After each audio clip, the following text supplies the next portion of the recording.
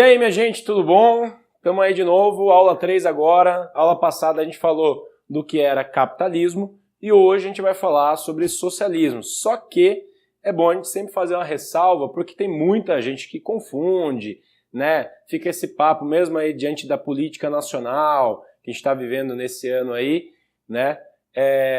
Gente que confunde o que é socialismo, o que é comunismo, parece que é a mesma coisa, mas não é a mesma coisa. Então vamos entender como que um dos principais pensadores, né, de tudo isso estruturou conceitualmente a diferença entre uma coisa e outra. Bom, vamos pegar um pouquinho do pensamento do Karl Marx. Karl Marx, que foi um alemão vivendo no século XIX e que é entendido como um dos papas aí das linhas políticas de esquerda, do socialismo, do comunismo também. Bom, como que o Marx vai estruturar, desenhar, vamos dizer assim, o que seria para ele uma evolução da sociedade a partir da luta de classes, que é o que ele entende. Vamos só recuperar algumas coisas. Lembra que na aula passada a gente estava falando de capitalismo. A gente falou, por exemplo, que alguns grupos entendem que o capitalismo é ruim, ele é injusto, e aí você tem aí então grupos de intelectuais, grupos, né, políticos que buscam uma alternativa ao capitalismo, pensando em algo que promova mais justiça social. E o Marx é um desses, né, dessas correntes de esquerda, né, dos principais teóricos das correntes de esquerda. Bom, como que o Marx vai pensar então essa evolução? O Marx está analisando a sociedade da época dele, século XIX, que tinha vivido a primeira revolução industrial desde o final do século XVIII, e no século XIX está vivendo lá na Europa a segunda revolução industrial. Quer dizer, um momento, né, de urbanização, pessoal saindo do campo indo para a cidade, um grande crescimento populacional, muita coisa acontecendo ao mesmo tempo, e ali está se formando então, né, uma diferença cada vez maior entre as chamadas classes sociais. Como que o Marx vai analisar tudo isso? Ele vai dizer que no capitalismo, segundo, né, a visão dele, segundo os pensadores capitalistas, o capitalismo ele pressupõe um modelo de Estado, que aliás tem muito a ver com o modelo de Estado colocado por alguns iluministas, por aquilo que se materializou pós-Revolução Francesa. Um Estado, essa estrutura de administração de um território, de um povo, um Estado que tenha por, vamos dizer assim, missão cuidar ou manter os direitos à propriedade privada, quer dizer, um Estado que dê liberdades econômicas aos indivíduos. Então é um Estado liberal que tem por prerrogativa a defesa da propriedade privada. Bom, se tem propriedade privada, entendendo por privada, propriedade individual, você pensa naquela ideia do mérito daquele que capitalizou, o mérito do burguês. Então, logo, dentro do capitalismo, e segundo os capitalistas, isso vai ser parte do jogo, é uma lógica, né, que é própria do sistema, vai ter a tal da divisão de classes. Divisão de classes seria, então, entre a classe capitalista e a classe não capitalista, ou seja, entre a burguesia e o operariado, ou proletariado. Bom, o que o Marx vai afirmar, né? Agora, vejam bem, não é um conhecimento histórico que eu vou abordar. Eu não estou descrevendo cenas da história. Vou descrever aqui o pensamento desse autor. Ele vai dizer o seguinte, que tanto o burguês como o operário vivendo nesse sistema capitalista, eles vão de maneiras diferentes vivenciá-lo. Portanto, o capitalismo e todo esse sistema montado a partir dessa ideia, né, desse modelo social, ele vai beneficiar cada vez mais a burguesia, esse é o Marx falando, e, ao mesmo tempo, ela vai criar a lógica da opressão sobre a classe operária, o proletariado. Bom, que o Marx vai dizer? Que em algum momento esse operariado, esse proletariado vai perceber tudo isso. E ao perceber, né, ao passar a ter consciência de classe, se entender como, né, um grupo de indivíduos pertencendo a uma mesma classe social, então esse proletariado chegaria a promover então uma grande revolução política e econômica. Então, daí a ideia da revolução operária aconteceria por aqui.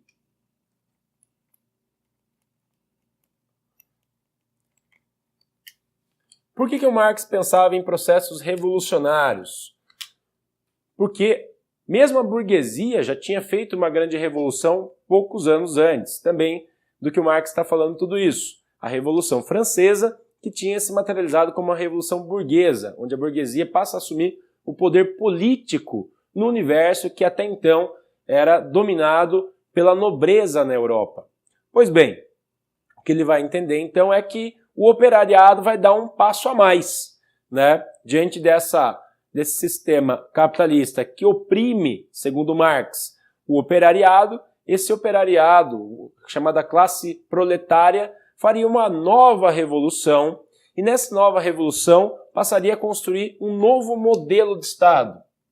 Olha só, agora sim, um Estado que seja a favor do proletariado. Vamos chamar aqui de Estado proletário.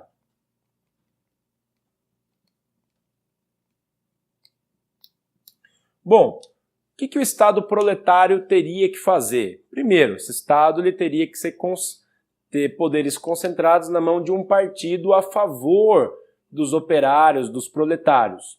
E a função desse partido seria de representar a grande maioria, né, segundo Marx. E qual seria, então, a sua grande missão? A grande missão desse Estado?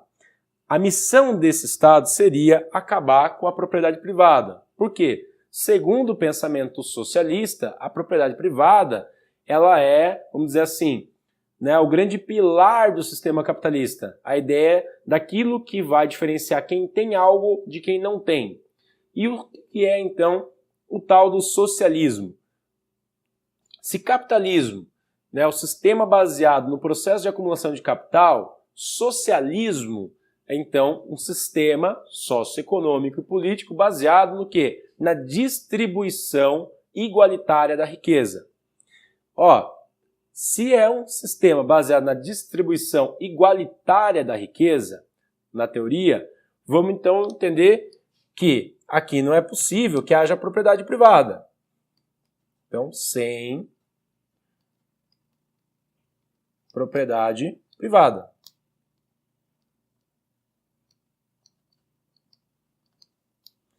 Se não há propriedade privada, então como que as pessoas vivenciam os bens materiais?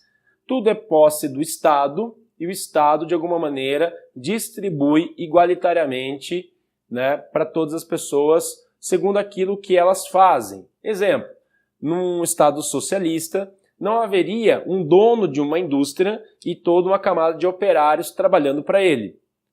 Então, todos, de alguma maneira, seriam donos dessa indústria, na medida que a indústria seria estatal e todos, de alguma forma, se beneficiariam de maneira igualitária da produção dessa indústria. O mesmo no campo poderia acontecer. Em vez de ter o dono da fazenda, teria, e todos os camponeses funcionários, teria lá, então, uma fazenda estatal e todos aqueles que trabalham ou trabalharam naquela fazenda durante o período ganhariam de forma igualitária a renda, né, o lucro daquele trabalho desenvolvido.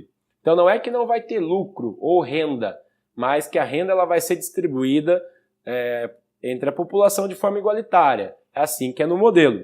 Bom, vamos entender uma coisa. A revolução acabou de acontecer, né? E o que o próprio Marx vai dizer?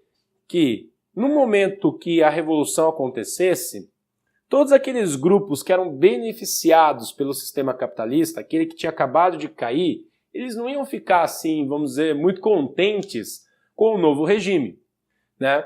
Portanto, eles iam querer, de alguma maneira, se organizar novamente para tentar recuperar, né, voltar a ser como era, né? Recuperar o sistema capitalista. Assim como, por exemplo, a nobreza fez na Europa, tentando reinstalar o absolutismo pós-Revolução Francesa.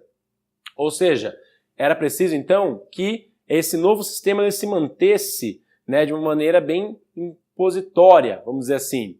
Então, o Estado proletário ele também tinha uma outra função, que era impor a igualdade. Então, a gente pode dizer que aqui você tem uma imposição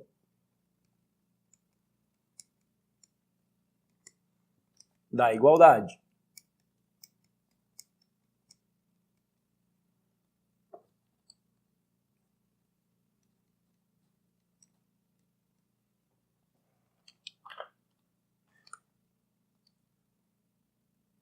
É nessa hora que a gente tem que, então, entender um processo histórico acontecendo.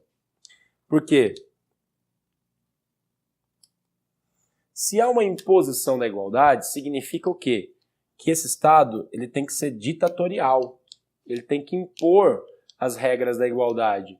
Tem que, de fato, impor a inexistência da propriedade privada. Tem que impor um sistema totalitário, porém igualitário. Então, o socialismo ele é um sistema político que ele é uma transição para outra coisa. E toda transição é dura, né? Isso o próprio Marx vai definir. E veja bem, né? Isso acompanhando o pensamento do Marx. No socialismo, então, as primeiras gerações que viveriam pós-revolução socialista, elas passariam por um processo de transformação de um modelo cultural e social, né? Quer dizer, seria a quebra do chamado paradigma da propriedade privada, né? E da ideia da divisão, né, entre as pessoas, né, da distinção. Bom, o que ele vai afirmar? Que passada uma, duas, três, algumas gerações vivendo dentro de uma sociedade socialista, igualitária, sobre o domínio de um Estado, né, que impusesse o socialismo, o que ia acontecer naturalmente, segundo Marx? Ia acontecer que as novas gerações já iam crescer sobre essa nova lógica de mundo. E a partir, então, desse novo olhar, já iam entender a igualdade como uma coisa natural, né? E melhor. Melhor em que sentido? Melhor no sentido de perceber que antes havia a ideia do cara que era muito rico e outro que era muito pobre, né? Havia uma miséria, havia uma violência resultado, né, dessa distinção. Esse segundo modelo agora não haveria mais. Por quê? Porque todos teriam tudo aquilo que necessitam. Não haveria mais injustiça social, segundo esse modelo. Olha só, sabe aquela ideia de que se você já sabe o que você tem que fazer, ninguém precisa mandar você fazer aquele algo? Sabe essa ideia? Se você já tem, né, consciência, maturidade, você já consegue fazer por você mesmo aquilo que antes outro precisava mandar você fazer? Segundo o modelo do Karl Marx, é isso que ia acontecer. Essa sociedade que, a princípio, precisava de uma imposição da igualdade, perceberia com o passar dos anos que a igualdade ela é melhor, que a cooperação entre indivíduos e comunidades seria mais eficiente do que a competição. Ou seja, gradativamente essa sociedade passaria a aceitar, né, os modelos de igualdade como uma coisa melhor e natural, e com isso, aquele Estado impositor, gradativamente, ele ia se tornando desnecessário. E quando a gente fala Estado, a gente tem que imaginar toda a estrutura estatal, que vai desde um corpo administrativo até instituições, funcionalismo, poder de armas, tudo isso, né, que a princípio estariam ali para impor a igualdade, que agora passaria a não ser mais necessário. Portanto, olha o que aconteceria naturalmente, segundo o pensamento do Marx. Esse modelo de sociedade ia resultar numa sociedade que não vê necessidade no Estado.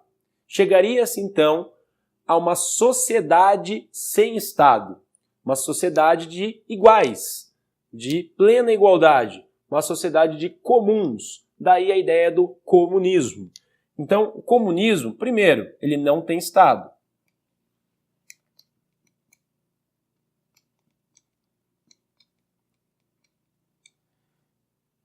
Não tem Estado. Segundo, aqui você tem a ideia da igualdade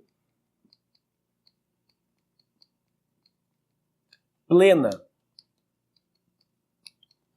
Quer dizer, uma sociedade cooperativa onde todos, ou a grande maioria, já entende qual que é o seu papel na divisão do trabalho, na organização das comunidades, na vida coletiva, e, portanto, o Estado ele se torna desnecessário. Então, o comunismo seria, então, essa etapa final construída a partir do socialismo para se chegar numa sociedade de justiça